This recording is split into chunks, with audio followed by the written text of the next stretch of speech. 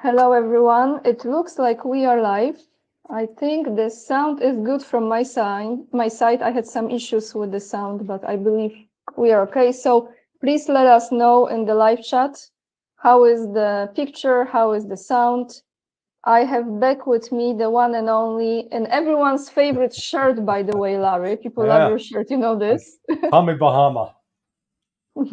Larry Johnson is back with us, who doesn't really need any introduction. Very busy gentleman lately. I'm very grateful for your time that you always find for my audience, Larry. Always happy to accommodate you. Thank you.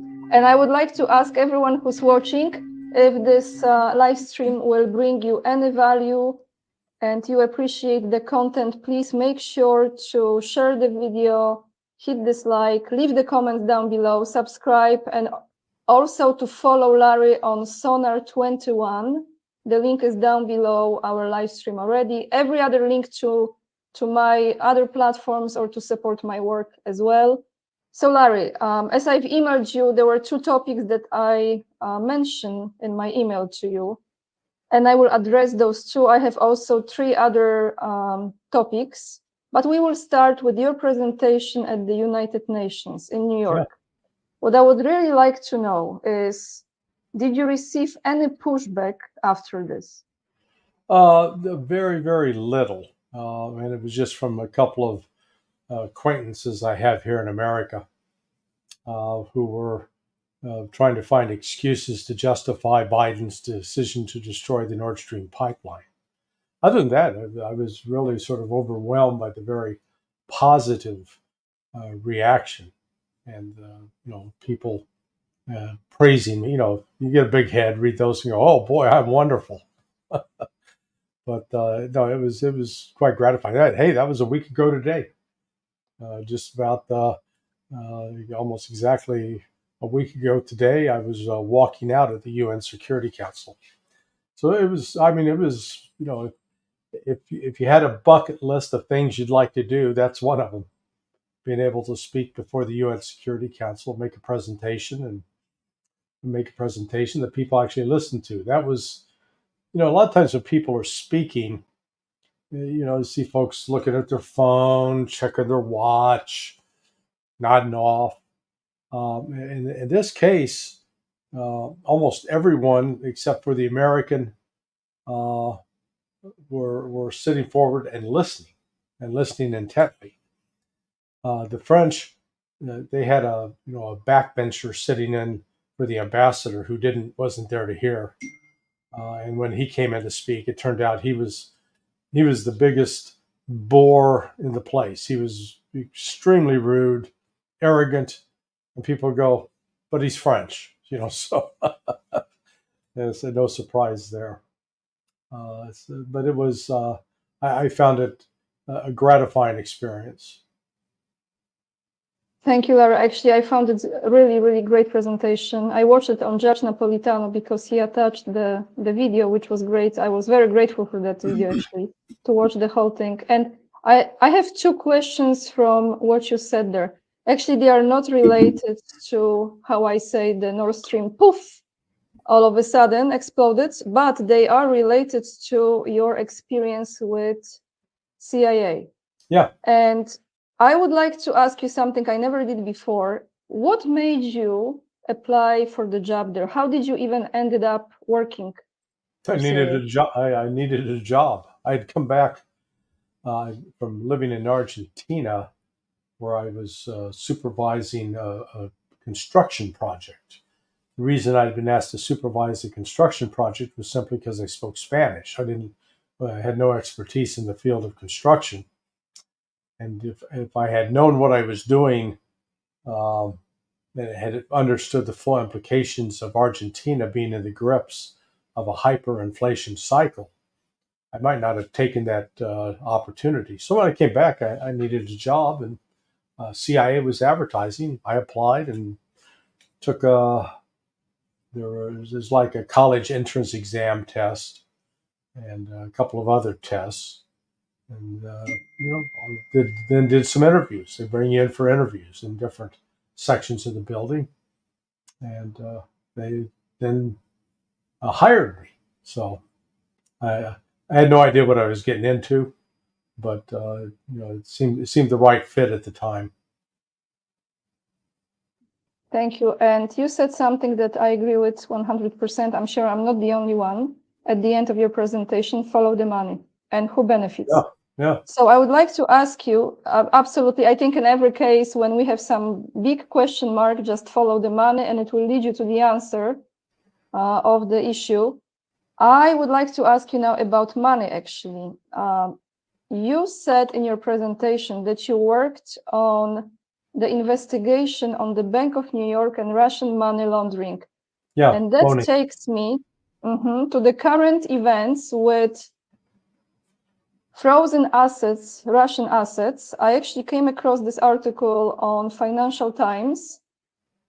It's about G20 meeting, I think in Brazil. I think this is happening right now, and they are still discussing this. And someone from the German official said, if there is ever a peace negotiation and Ukraine decides to participate, there might be a situation where Russia demands its frozen assets back and in exchange agrees to make territorial concessions to Ukraine. You can't do that if you already mortgage those assets. Larry, how do you think this will go? Will they do it with those Russian assets? And if so, how Russia will respond? What are your thoughts on that? Well, I don't think the West is actually going to follow through with seizing. They already seized the assets, taking them and using them independently. I don't think that's going to happen, because once you do that, you undermine complete confidence and faith in Western banks and in the U.S. dollar. And so, therefore, people that normally would hold accounts, and governments like the Chinese, they're going to start pulling their money out, and it would end up causing significant financial contraction. So that's problem number one. Problem number two is many of these Western countries already have assets that are in Russia. That if they're going to do that, Russia can turn around and seize their assets. In fact, Russia's already done that with an Italian firm this last week, and boy, the Italians were hollering like a stuck pig, man. Oh, this is terrible. How dare you? This is what frustrates me about the West. Man, they talk one way, but when it's done back to them, they start crying. And it's like, what do you expect? Understand that this is a two-way street. Russia has tried actually to abide by and uphold this, let's call it this international rules-based order, at least on the financial side. And it's the West that's, acting with impunity. So, Russia's warned them. And if they move to try to, steal the money, they've seized it, but they haven't stolen it. If they decide to steal it, then the game's over, and all their assets are as vulnerable as well overseas. Yes. Since you've mentioned Argentina, which is perfect segue to my last question, was actually my last question, but I'm going to move it to the front. Sure. It's about Argentina. Larry, I'm very curious about Argentina at this point. Never been there, although would really like to visit one day. The current president, Javier Milei, right? Milei. Is he the CIA asset? Is he good? Is he bad? He wants Argentina to be part of NATO. I think he wants to introduce US dollar there. I'm not sure really what's going on. I know that, I think at this point, the inflation there, is it 300%, if I'm correct? It's high, but it's high. What's going on there? And how that region is dangerous, as far as I've mentioned this in my last live stream with Scott Ritter, because everyone knows I'm not an expert. I'm just trying to make sense of those current events. And I see a certain pattern, especially with the BRICS countries. So if there is a country that belongs to BRICS, for example, like Brazil, and you have Argentina that can be destabilizing the South America, what's going to happen there, Larry? So there's a joke that's told throughout Latino America about the Argentines. And so the Argentines are there with Brazilians and Chileans and Venezuelans. And a thunderstorm starts, and there are massive blasts of lightning. The lightning's flashing. All the other Latinos run for cover because they recognize it's dangerous. And the Argentine is standing there looking at the sky. And the others say, "What are you doing?" And he goes, "God's taking my photograph." So the Argentines have the reputation for lo más orgulloso de Sudamérica, the most proud, the most arrogant, because they've always fancied themselves as more European than Latino. The immigration of the country, heavy Spanish influence. They call them the Gallegos, the Italians, and the Germans.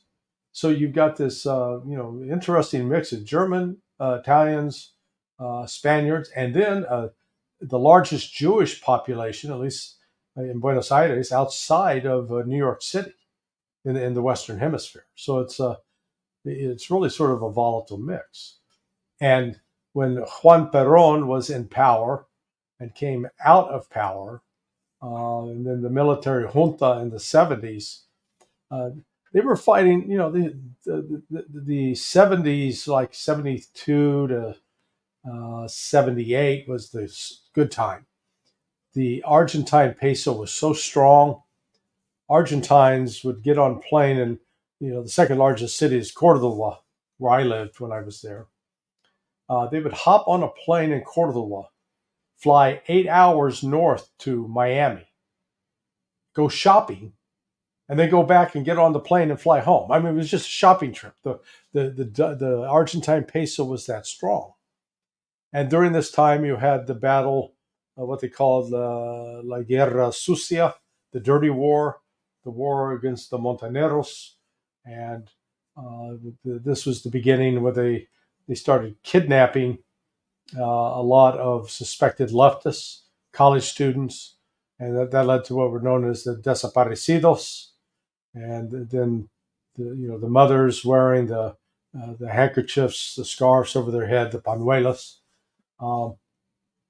They started, that ended up the protest, what happened to my kid. So Argentina's always had this drama, this major drama behind it.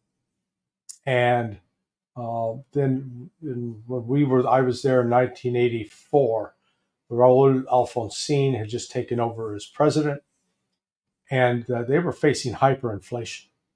The prices would go up. It was phenomenal. You'd go to the store in the morning, you'd buy an apple, or for say 10 pesos, and then you go back in the afternoon, and the apple would be 15 pesos, and it was crazy. Good friend of mine, he was building a bakery during this time, and he sold his house, but I guess when the transaction took place, they forgot to pay off the tax on the sale.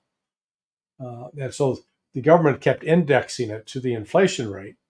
And when they finally came back 2 years later to collect the tax that they were going to collect was 2 times the amount that he'd sold his house for. So, I mean, that's, that's sort of what's, they've had this history.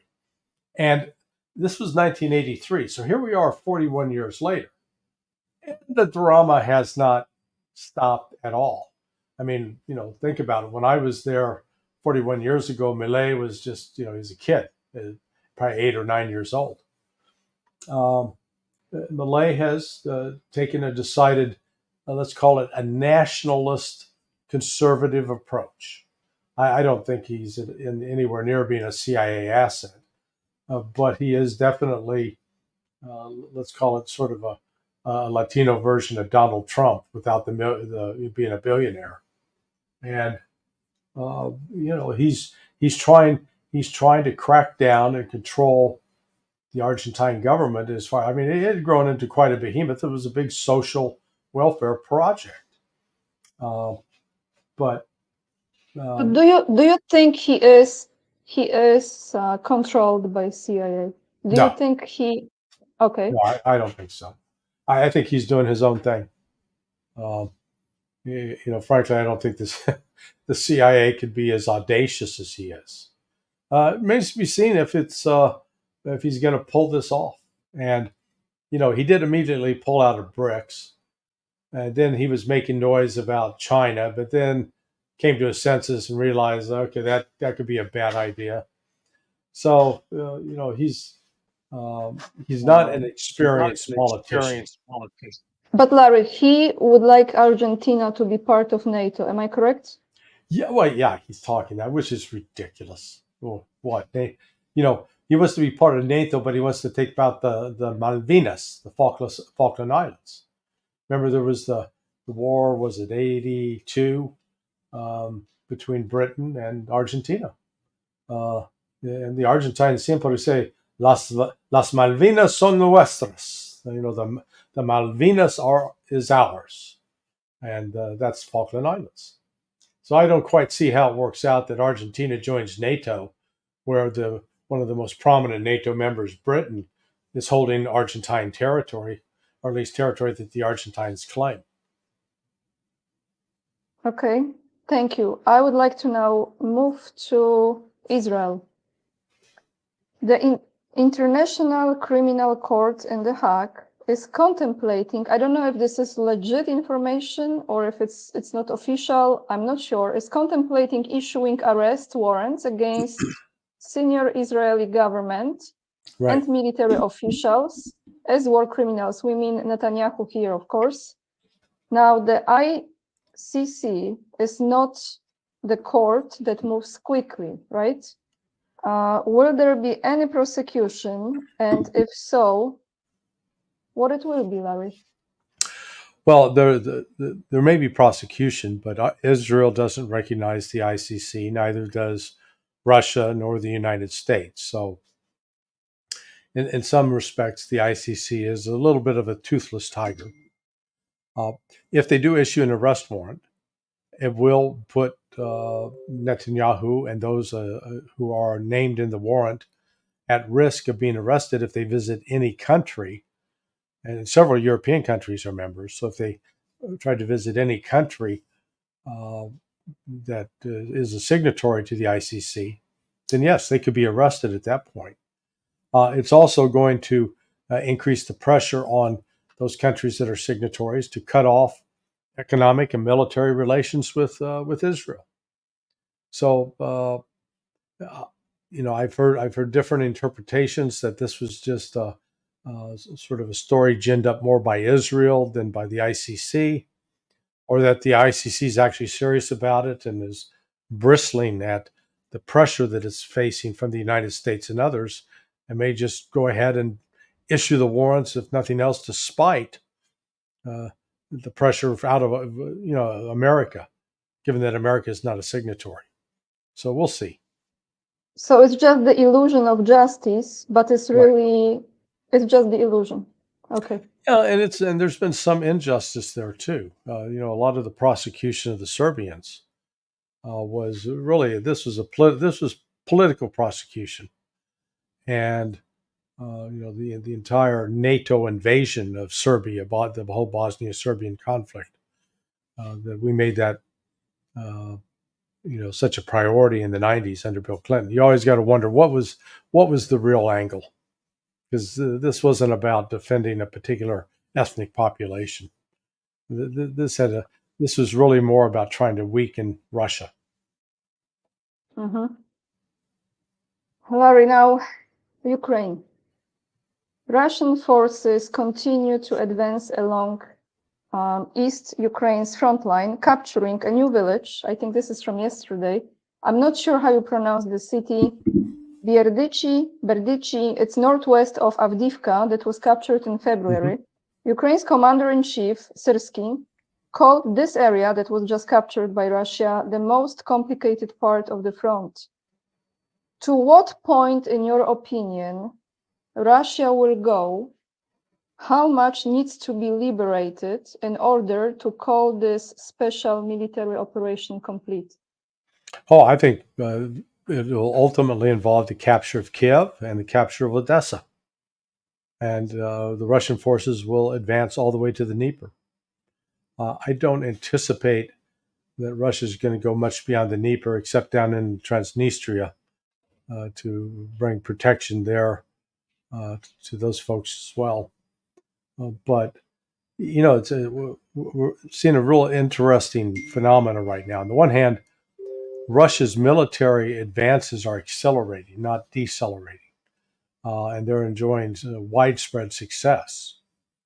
At the same time, the rhetoric out of the West, particularly out of Britain and France, is becoming more bellicose, more threatening, with David Cameron calling for use British weapons to attack inside Russia. Well,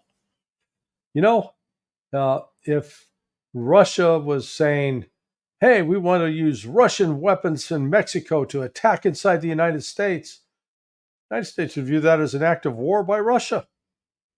What the hell are these people thinking? I mean, they're literally trying to spark off a war that they can't fight. I mean, Britain is a pathetic weakling. It's a cripple. If it was a human being, it would be in a wheelchair. That's what it is militarily. It is incapable of fighting, except, getting its nose bloodied. And it's going around pretending that it's some sort of grand military force in the world. It's a joke. Ditto for France. And yet the French have now inserted French foreign legionnaires on the ground as a way to sort of, the term is called sheep dipping, to have them disguised as something that they're not, in order to fire artillery. Good. Put them in there. Let them get killed. That's the only thing the French and the British are going to understand, when their people get killed and there's nothing that they can do about it other than whine and complain.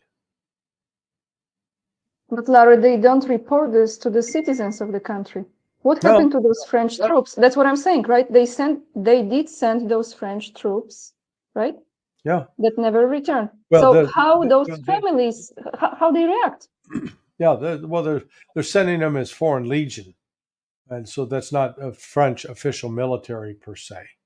And, the ability of these governments to lie to their people is, staggering. But they do it quite effectively and quite frequently.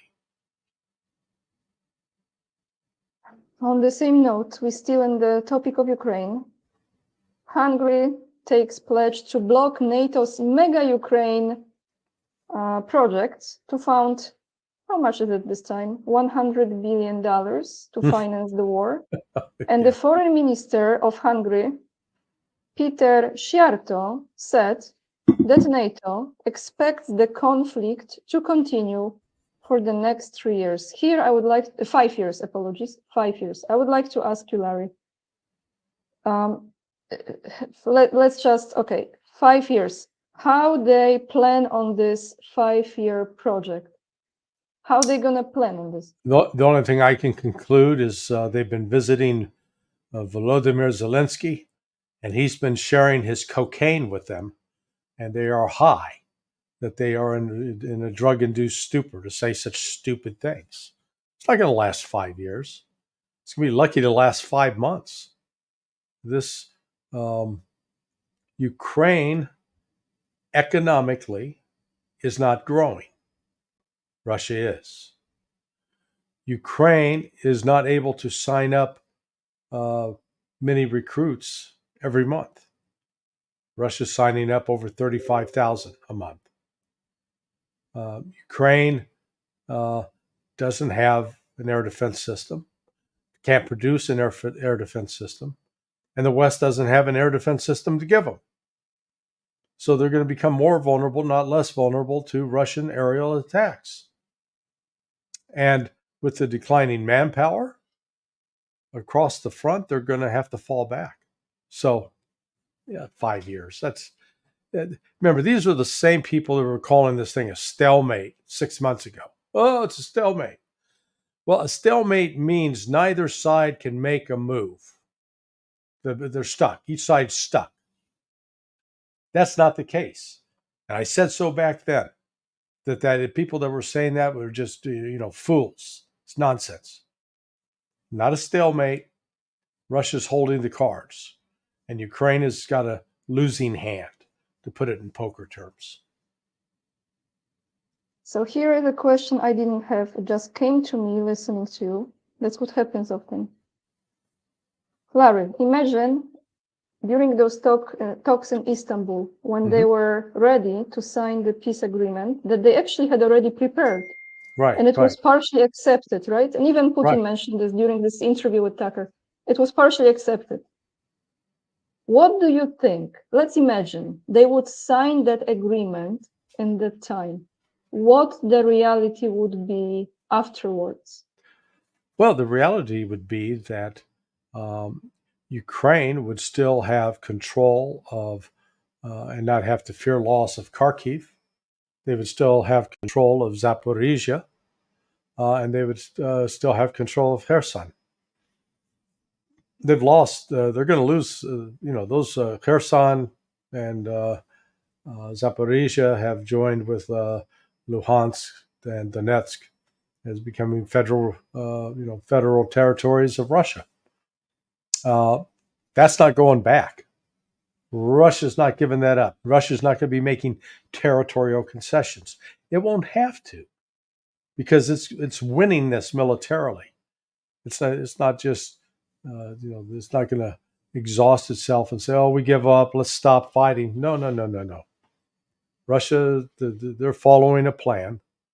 The early calculations, it's now clear. I had some very mistaken assumptions back in 2022, thinking that Russia was going to respond in a very, I'll call it conventional fashion, where they could, apply maximum force. Not realizing at the time that Russia went in. I did understand they had a 3-to-1 disadvantage in troop size. In other words, for every one Russian soldier, there were 3 Ukrainian soldiers. But that Russia was demonstrating its really superior quality of its troop and its fighting force. But those negotiations in Turkey were predicated on Russia's initial successes in the special military operation of showing Ukraine, this is what we can do to you. So let's negotiate. And if Ukraine had taken that and had refused to listen to the United States and the United Kingdom, they would still have control of a significant amount of that territory. And there'd probably be about 400, 500,000 Ukrainian men still alive. But they didn't do that. Yes. And so, how many Russians, Larry? How many Russians at this point? I think the death toll for Russia is up around 60,000 now, which is significant. And I don't want to minimize that at all. There are grieving families throughout Russia with that, but it's nowhere near what Ukraine's suffering as far as losses go. And it was in the aftermath of that when Putin ordered the withdrawal of the tanks that were north of Kiev. Ordered that armor force out, and they left the place Bucha. And when they left Bucha, the British, running covert action with the Ukrainians, they killed some local Ukrainians and then tried to make it look like this was a war crime by Russia. All of this is part of a psychological operation to portray Russia as this lawless force. That's what led to Russia mobilizing, issued the initial mobilization order of 300,000, which brought in experienced troops that served previously in the military and fought, but they also got some additional training. And then that was followed up with recruiting appeals. And starting, the numbers from January of 2023, almost a year and a half ago now, they started signing up over 40,000 men a month. So you got the 300 that you had, at least 300, 400,000 in the service already, 300,000 additional mobilized. And then you get 40,000 a month for a year. Well, that's another 500,000. So Russia is building up not just to defeat Ukraine. It came to the realization that it's fighting a de facto war with NATO. And so it's got to be prepared to have the force strength to fight NATO. It's like, to put it in perspective, the United States only fields around 450,000 troops in the Army. Then you have the Army Reserve and the National Guard, which you bring all of those forces in, yeah, you could be up around 1.2 million men. But they're not really trained at any effective level. And in contrast, Russia's going to have a fully trained cadre of at least 1.2, 1.3 million. So it starts off right away with an advantage. Plus strengthening the military production, military equipment production, right? Plus completely disconnecting from any collaboration with the Western companies. So becoming even more independent. So this time, the loss of lives, like this, you cannot really measure this on any scale, but I just wonder how this will be if they would sign that peace agreement and if that even would be respected afterwards. That's another story, right? Well, that, again, the Russians have been the ones who have respected these agreements. It's the West that continues to violate them and break them. And yet the way the story is presented in the West that it's, Russia who's the lawbreaker. Well, it's just not true. Our last question, Larry, today is about CIA. I would like to know, I'm very curious actually about it, well, first of all, who decides what country is the next target? And if that target is already chosen, what is the process of getting into it? Well, it's not color revolution, etc. How they do this? How is there a script? It's a certain script that is implemented regardless of the region. Yeah, it's not so much a script as it is. We got a couple of different things going on. The biggest direction comes from whoever's president and the national security team in terms of what their priorities are. What we're seeing right now from an operation standpoint and regime change is that it appears the priority for the CIA is Georgia, Kazakhstan, the countries that are border Russia. They're also trying to figure out what to do about China. It is, I try to differentiate between the intelligence collection activity and the regime change activity. And when you read a book like Tim Weiner's Legacy of Ashes, you'll see that most of the history of the CIA has been, during their history on the operations side, have spent an inordinate amount of time, effort, and energy on regime change operations, which for the most part have turned out terribly. They haven't achieved peace, haven't made people more secure. They're just they sort of backfired. The intelligence collection activity is very bureaucratized.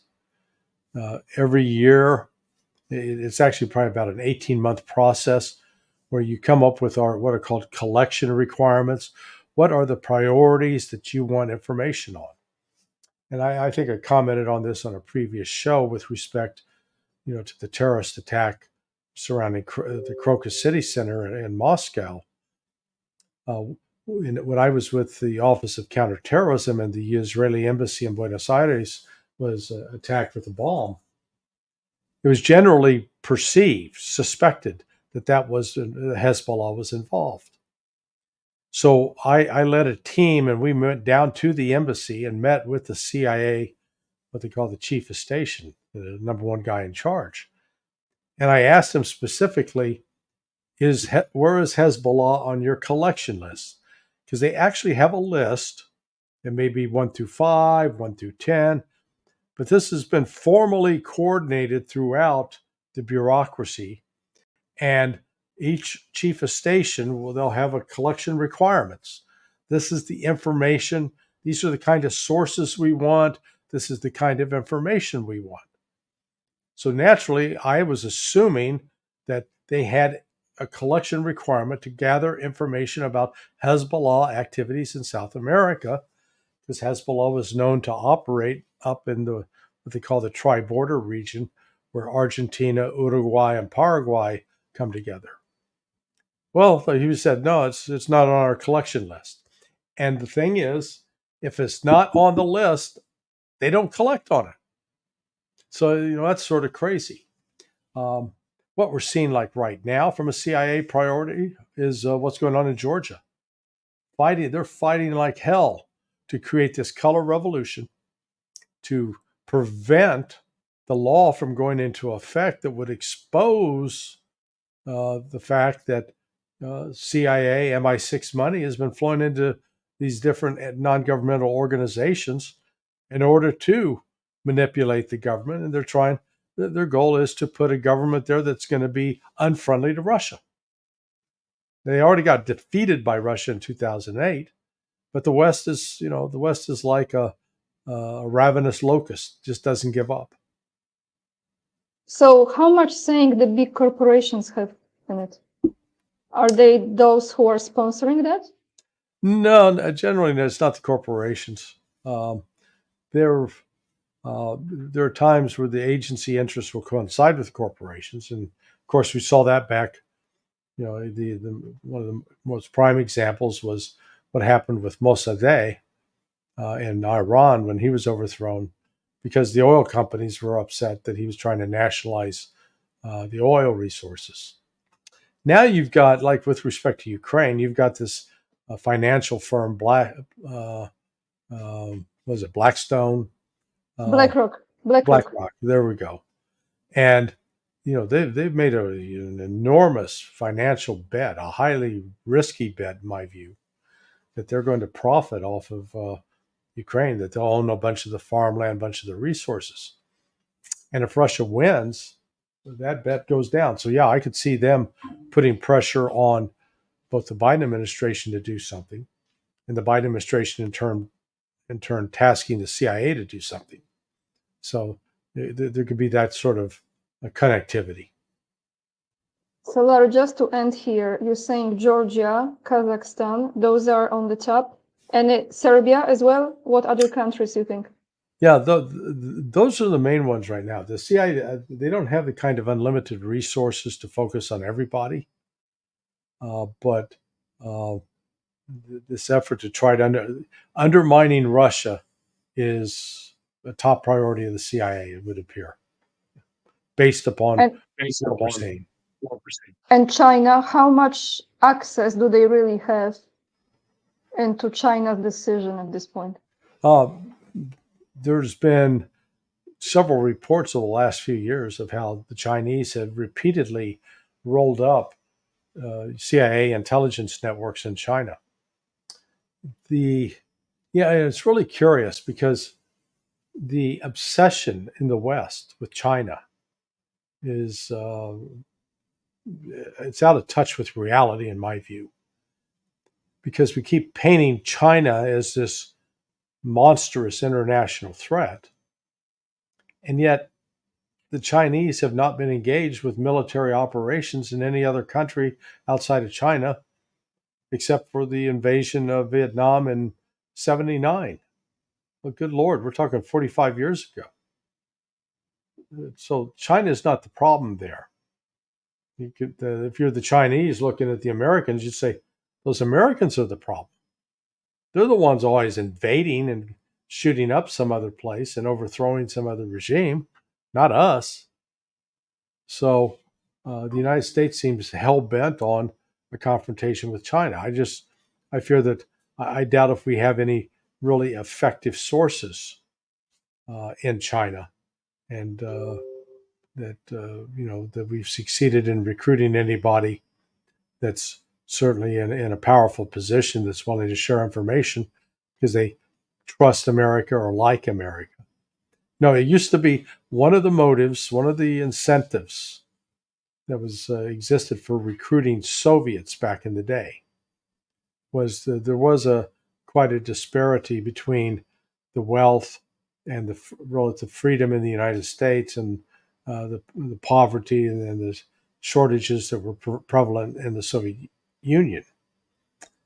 And, there was a way that you could sort of make a pitch. Hey, we're trying to make the world better. Come help us make the world better. And that pitch would resonate with some Soviets. And they did agree to defect or to work with us as spies. That's not the case now. Who wants to go be part of a transgender America? You know, who wants to be part of an America that's bound by a LGBTQ agenda? Most people out in the world who have any sort of traditional values, they don't want anywhere close to that stuff. So it is we're in a different world now, and I think the CIA though continues to follow this. I call it the playbook, try to spark the color revolution, fund NGOs, fund locals, get that money into them, get them to turn out into the street, get them to stage protests. Then maybe bring in some outsiders that can create acts of violence, that can either portray the government as unlawful and abusive, and also maybe create some martyr, and try to create enough political pressure that the existing government can be overthrown. That's what I think they're trying to do in Georgia. Larry, I said last question, but I really feel I want to ask you this one. Oh my God, I'm sorry. No. Okay. It's not an easy one, but I know that you love your country. I can tell. How do you see the future of your country, of the United States? It's dark. It is dark. We're at a crisis that where the existing federal government is behaving like a tyrant in many aspects, and it's not confined to just one political party. Unfortunately, with the right now the Republicans in the House of Representatives, along with Democrats, are pushing legislation that will outlaw any criticism of Israel as an apartheid state, as a state responsible for genocide, so trying to really constrain free speech, and that they're going along with it. This refusal to protect the border, this insistence upon funding foreign forever wars that never end. And I mentioned Andrei Martyanov's will have a new book coming out, and having read a good portion of it, and he really makes a very powerful case that the United States has been on a war footing since the end of World War II and has lost. North Korea ended in a stalemate. Vietnam, we withdrew, and the North Vietnamese took over. That's called a victory for Vietnam. I don't want to hear these people, oh yeah, we could have won. Oh, stop it. That's just ridiculous. Yeah, we flew in and removed Manuel Noriega in Panama after we helped install him in power. So, we're sort of fickle friends in that regards. We dumped Saddam Hussein by the same measures. Again, he was the CIA that helped create and install the Ba'ath Party as the rulers in Iraq in 1964. And then, years later, after we'd been passing intelligence to Saddam Hussein, helping the Iraqis fight Iran. After all that, then we decide, okay, Saddam's got to go. So the record of U.S. military power is just, it's a joke. It's not at all prepared to fight a war like is being fought in Ukraine. It would collapse the U.S. economy if that came about.